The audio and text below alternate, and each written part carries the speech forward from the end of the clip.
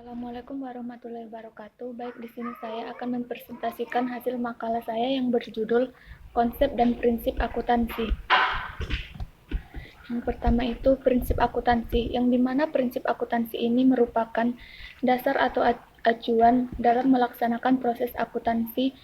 Pemakaian prinsip ini memunculkan penilaian secara objektif terhadap produk akuntansi sehingga tidak menyebabkan terjadinya perbedaan atau permasalahan.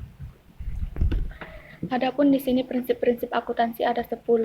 Yang pertama itu prinsip entitas ekonomi, yang kedua prinsip periode akuntansi, yang ketiga prinsip satuan moneter, yang keempat prinsip kesinambungan usaha, yang kelima prinsip biaya historis, yang keenam prinsip pengungkapan penuh, yang ketujuh prinsip pengakuan pendapatan, yang kedelapan prinsip mempertemukan, yang kesembilan prinsip konsistensi, yang ke-10 prinsip materialitas. Tujuan akuntansi. Seperti yang kita ketahui, tujuan akuntansi itu untuk mengumpulkan dan pelaporan informasi terkait keuangan, kinerja, posisi keuangan, dan arus kas dalam sebuah bisnis. Informasi ini nantinya akan digunakan sebagai dasar untuk membuat keputusan ekonomi. Berikutnya, konsep dasar. Konsep dasar adalah hal-hal dasar yang membangun informasi akuntansi. Konsep dasar akuntansi sangat dibutuhkan untuk dipelajari bagaimana penggolong data keuangan dalam sebuah organisasi atau perusahaan.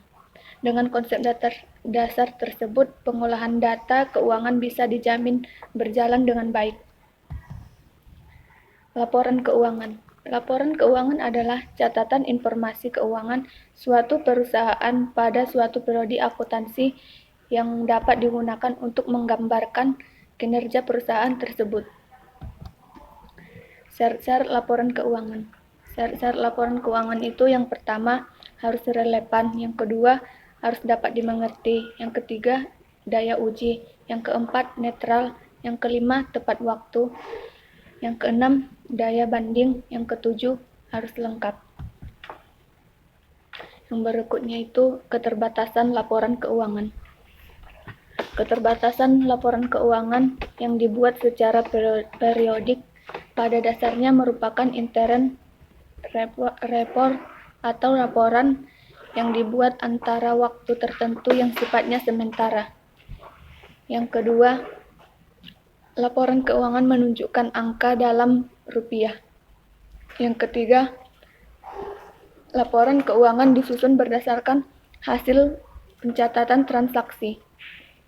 Yang keempat, laporan keuangan tidak mencerminkan berbagai faktor yang dapat mempengaruhinya. Berikutnya, bentuk-bentuk laporan keuangan. Yang pertama, neraca. Yang kedua, laporan laba rugi. Yang ketiga, persyaratan pendapatan modal. Yang keempat, laporan arus kas. Yang berikutnya itu laporan keuangan konsolidasi. Laporan keuangan konsolidasi adalah laporan yang menyajikan posisi keuangan dan hasil operasi induk perusahaan atau entitas pengendali. Berikutnya, penggabungan usaha dan penggabungan usaha bank.